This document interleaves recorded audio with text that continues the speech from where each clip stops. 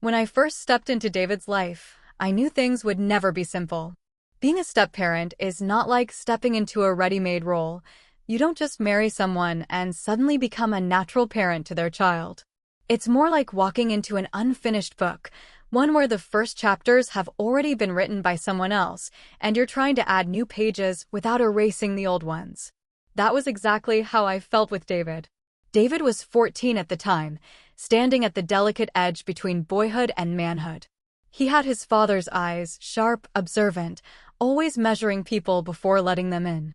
With me, he wasn't rude, but he wasn't warm either.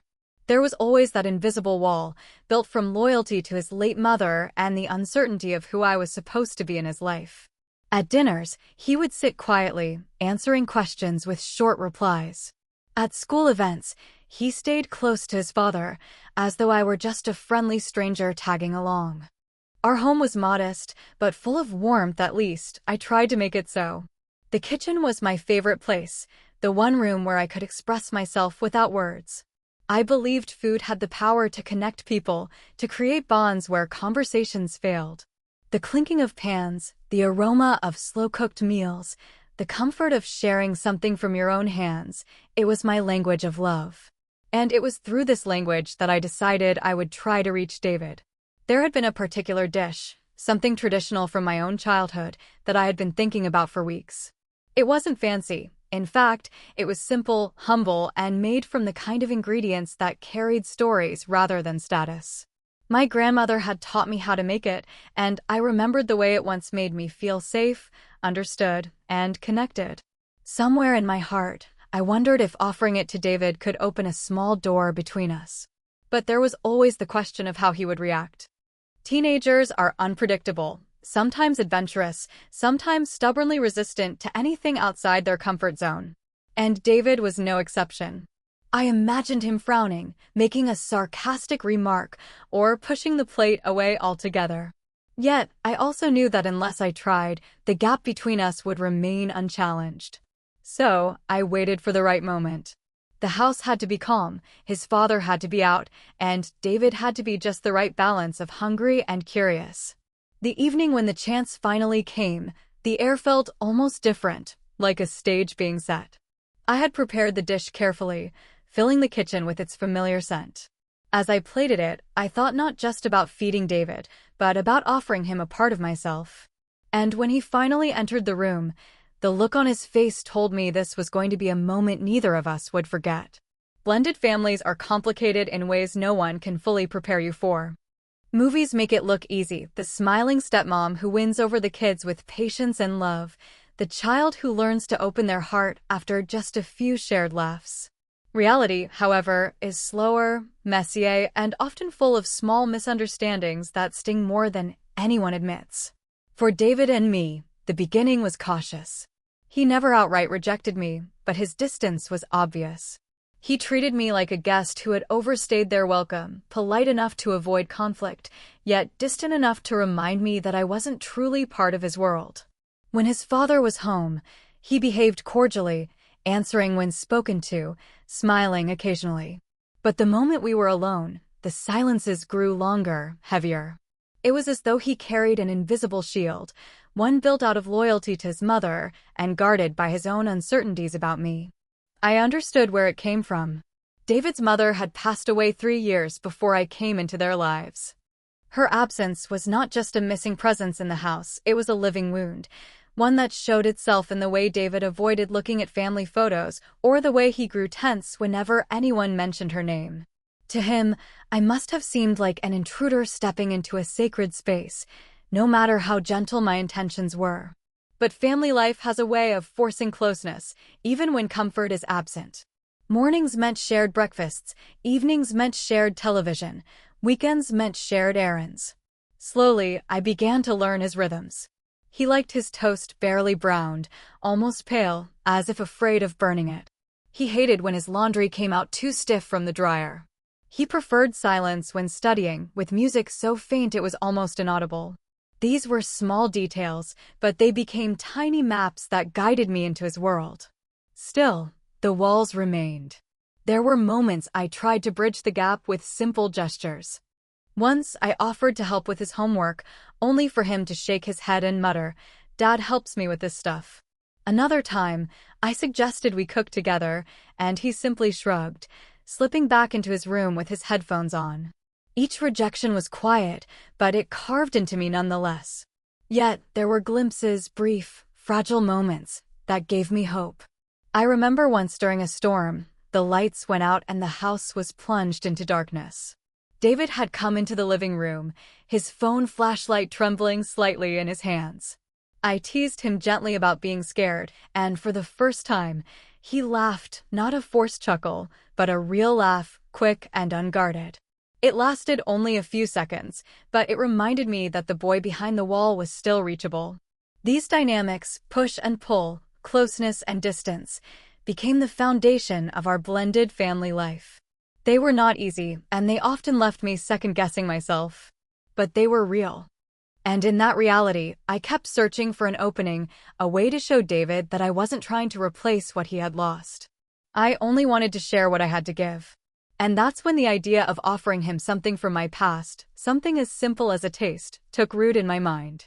The idea came to me quietly, like a memory slipping in through the back door of my mind. I was standing in the kitchen one afternoon, sorting through the pantry, when I saw the ingredients that reminded me of home. Simple things, spices in small jars, a bundle of herbs, a jar of something I had made myself weeks earlier. It wasn't anything glamorous, but it carried with it the scent and taste of my childhood. In that moment, I thought of my grandmother. She had always believed that food was more than just nourishment, it was a bridge. "If words fail you," she once told me, "let them taste who you are." That phrase echoed in my mind as I looked at those ingredients. What if David could taste not just the dish, but also the story behind it? What if, through something as simple as a bite, he could glimpse the part of me that I hadn't yet been able to explain in words? The more I thought about it, the more it made sense. David wasn't someone I could reach through lectures or endless conversations. He tuned out easily, his eyes drifting to his phone whenever I tried to talk seriously. But maybe, just maybe, food could speak to him differently. It could be an offering, not just of flavor, but of trust. Still, doubts clouded my excitement. Teenagers aren't always adventurous eaters. Some stick to what they know: burgers, fries, pizza. What if he turned away the moment I placed the dish in front of him? What if he mocked it, or worse, saw it as another attempt for me to force myself into his life? I didn't want to risk another wall being built between us. But something inside me insisted that it was worth the risk. The idea of offering David this part of myself became almost symbolic. It wasn't just about a plate of food. It was about saying, "I trust you with this memory, with this piece of who I am. And I hope you trust me enough to try." For days, I mulled it over. I watched David at the dinner table, noting how he reacted to meals, whether he showed curiosity or simply ate in silence. I waited for the right time, the right mood. I knew this couldn't be forced. It had to feel natural, almost like an invitation rather than an expectation. And so, I began to prepare in secret. I gathered the ingredients carefully, checking and double-checking to make sure everything was as it should be. As I worked in the kitchen, I felt both nervous and excited, as though I were planning something much larger than a simple meal. Every chop of the knife, every stir of the spoon, carried the weight of my intention. By the time the dish was ready, I realized it wasn't just food on a plate. It was a story, wrapped in flavor and memory, waiting for David to unwrap. The only question that lingered was, would he accept the offering, or would he turn away from it? David was not the kind of boy who easily gave himself away. At 14, he had already mastered the art of keeping his feelings guarded, as though every emotion needed to be weighed before it was allowed to show on his face. He wasn't cold, but he was cautious, careful about what he revealed and to whom. His friends at school probably saw him as confident, maybe even funny. At home, however, he wore a different mask. Around me, he stayed reserved, a little distant, as if he were always testing me, waiting to see if I would fail him somehow. There were times when I tried to read him, but David was hard to read. He had this way of raising an eyebrow when he was curious, crossing his arms when he felt skeptical, and keeping his answers short when he didn't want to engage. He wasn't openly rebellious, but there was a stubborn streak in him. If he didn't like something, no amount of coaxing could make him change his mind. His father once told me that David was the type to try things on his own terms, never when pushed, only when he decided it was worth his time. That thought lingered in my head as I prepared to offer him the dish. I knew his patterns well enough by then. He distrusted anything that looked unfamiliar, yet he had a spark of curiosity that sometimes got the better of him. I had seen it once when we passed by a small food truck downtown. He wrinkled his nose at the sight of the unusual snacks on display, but moments later, I caught him sneaking a glance, his lips twitching in silent consideration. It wasn't that he disliked new things, it was that he wanted to be the one in control of choosing them. With me, though, the stakes were higher. Every suggestion I made seemed to carry extra weight, as if he was silently measuring whether I was trying to replace his mother. That fear of overstepping kept me cautious. I didn't want him to see this offering as another attempt at forcing myself into his life. Instead, I wanted him to see it as a gesture of trust, something I was giving, but never demanding. In the days leading up to the moment, I noticed little signs of his restlessness.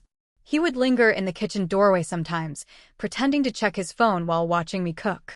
His nose would twitch when he smelled something strong, though he tried not to comment. Once, I asked if he wanted to taste the sauce I was preparing for dinner.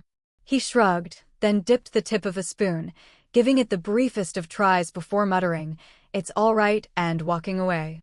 But I noticed his steps were slower, as if he had actually liked it but didn't want to admit it yet. That was David, hesitant, guarded, but quietly curious. I knew that if I offered him something personal, his first instinct would be suspicion. He might frown, cross his arms, or even joke his way out of it. But beneath all of that, I sensed there was a boy who wanted to be surprised, a boy who wanted to discover something new. And deep down, I hoped that when the moment came, his reaction, whatever it was, would be the start of something we both needed. The evening I finally decided to offer David the dish, the house was quiet. His father had been called into work late, leaving just the two of us at home. The silence felt different that night, less like a gap between us and more like an opportunity waiting to be filled. I had prepared everything carefully, timing it so the food would be warm, the air rich with the smell of spices that carried pieces of my past. The kitchen light glowed softly against the countertops as I set the plate down, arranging it with more care than I wanted to admit.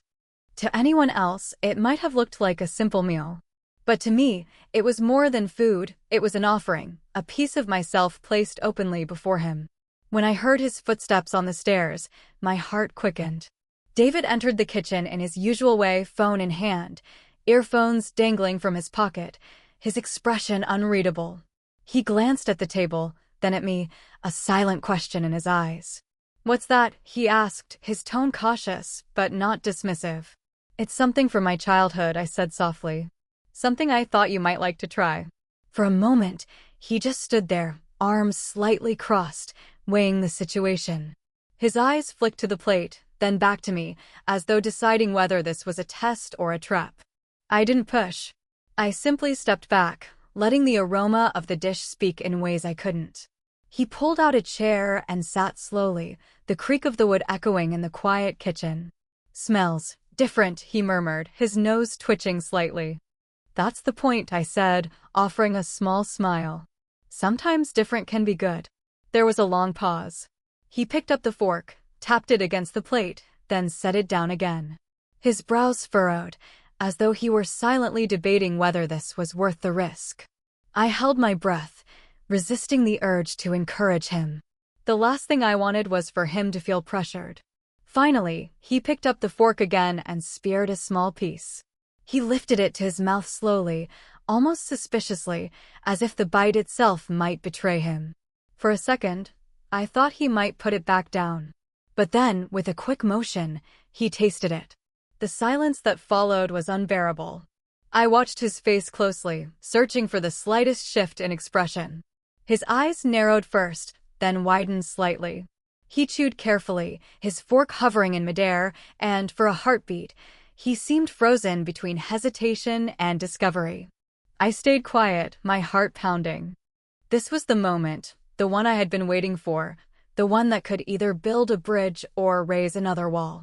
David swallowed, glanced at me, and then, almost reluctantly, reached for another bite. That small action spoke louder than words. The second bite was the one that told me everything. The first had been cautious, almost reluctant, a test to see if I was trying to trick him. But the second, that was different. David's fork moved more quickly this time, less hesitant, more curious. His lips pressed together as he chewed, his brows furrowed as though he were trying to solve a puzzle. Then, to my quiet relief, the edges of his mouth softened, just enough to suggest he was surprised, not in a bad way, but in the way someone is when the unfamiliar turns unexpectedly pleasant. "This doesn't taste how I thought it would," he said finally, his voice low, almost begrudging. I leaned forward slightly, careful not to break the fragile moment. "Different, right?" He nodded, still chewing.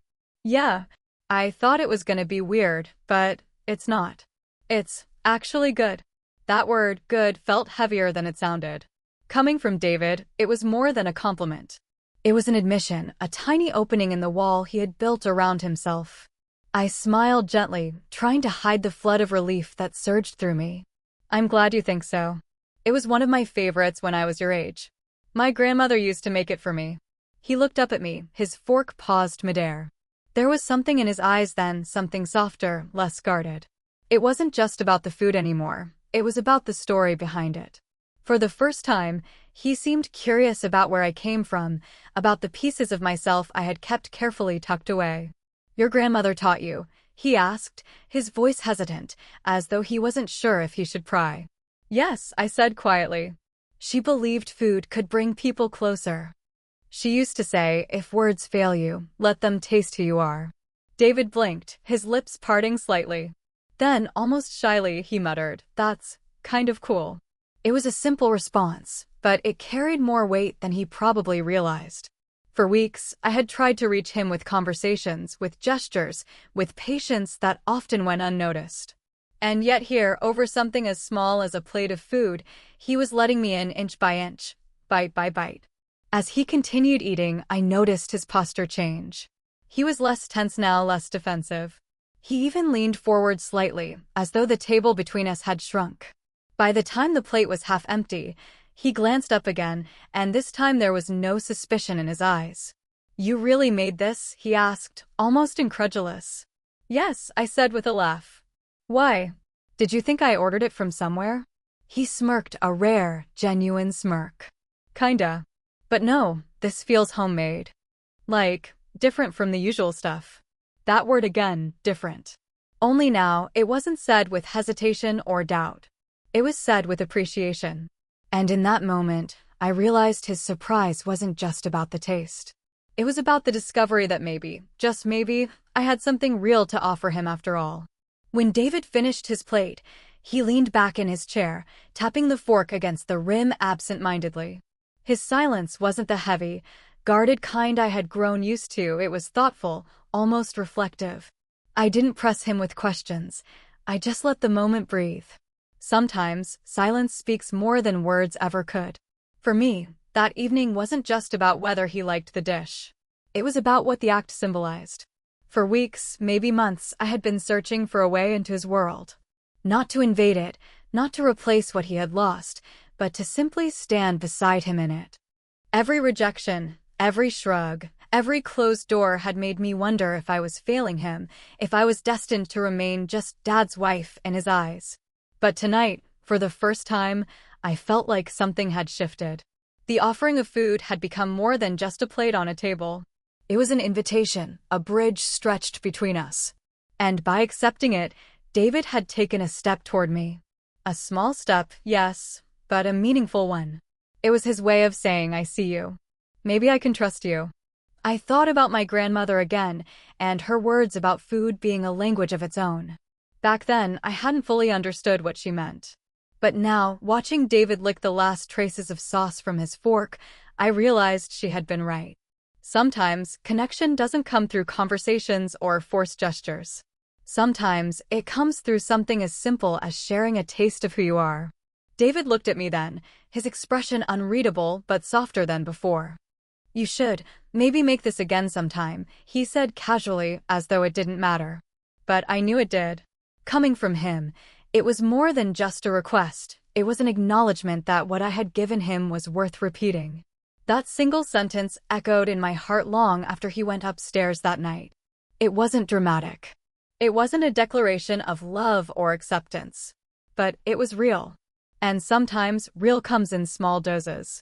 Later, as I cleaned the kitchen, I found myself smiling. For once, the house didn't feel divided between me and him. It felt like we had met in the middle, even if just for a moment. That plate of food, that offering, had opened a door I had been knocking on for so long. I knew we still had a long way to go. There would be more silences, more awkward dinners, more walls to gently chip away at. But now I also knew that somewhere beneath all his defenses, David was willing to be surprised.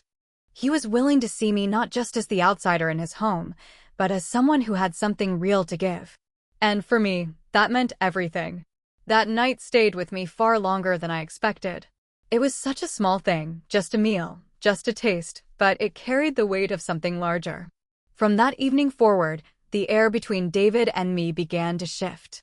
It wasn't a dramatic transformation, not an overnight change where he suddenly embraced me as family. No, it was quieter than that, gentle, almost imperceptible at first, like the slow thaw of ice. The very next morning, I noticed the difference. Usually, David ate breakfast quickly, his eyes glued to his phone, and left the table without much more than a muttered thanks. But that day, he lingered. He poured himself an extra glass of juice and, in a tone almost casual, asked, "Are you cooking again tonight?" It was a simple question, but it was also a crack in the wall. He was opening the door, just enough to show that he was willing to let me in, bit by bit. I didn't let my excitement show too much. I only smiled and said, maybe. Depends on what you're in the mood for. His shoulders relaxed slightly, and though he didn't answer, I caught the faintest trace of a smile tugging at his lips.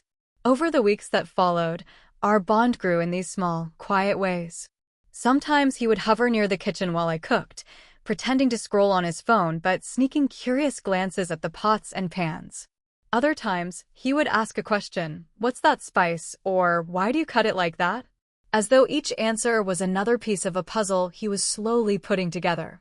The food became our unspoken language, our bridge. And while we still had our silences, they no longer felt hostile.